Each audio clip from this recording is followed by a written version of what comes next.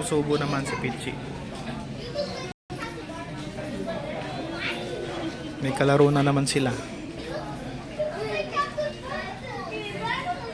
subo. Lapit na kumain.